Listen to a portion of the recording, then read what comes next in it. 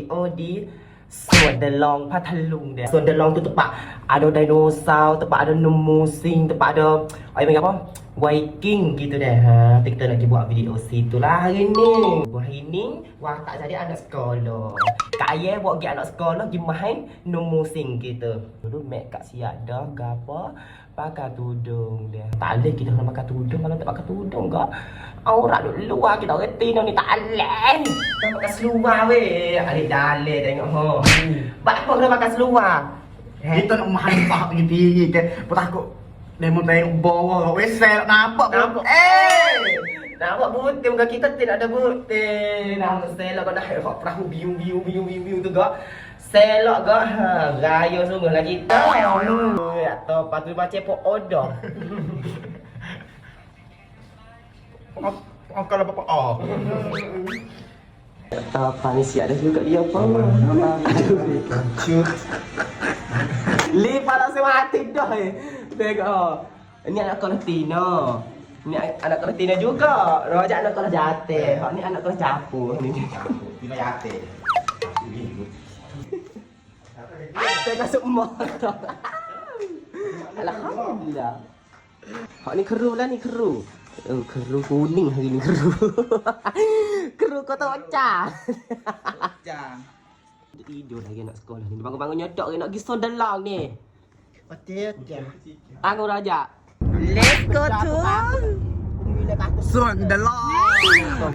Dah siapa di Suan Delong ni tengok ni.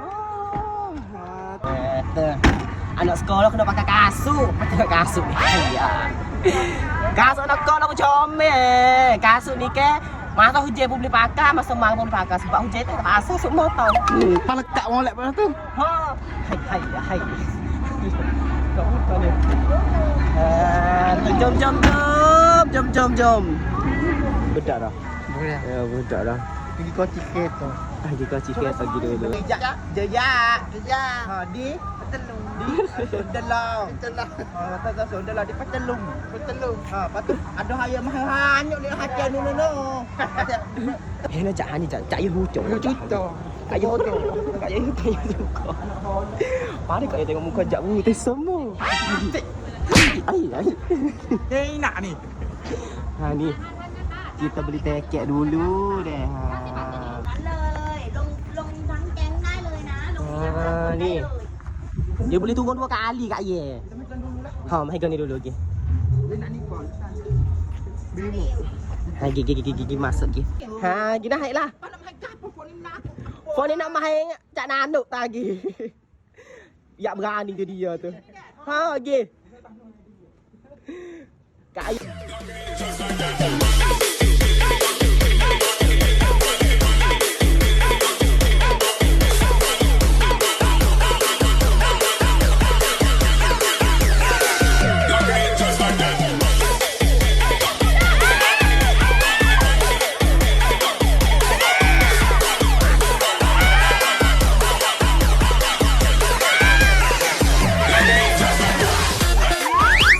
Kita main dah di Suan Delong Pathalung dah ha. Siapa dia nak tengok video penuh boleh kita tengok dalam YouTube ataupun page Facebook dah Nadia Haha.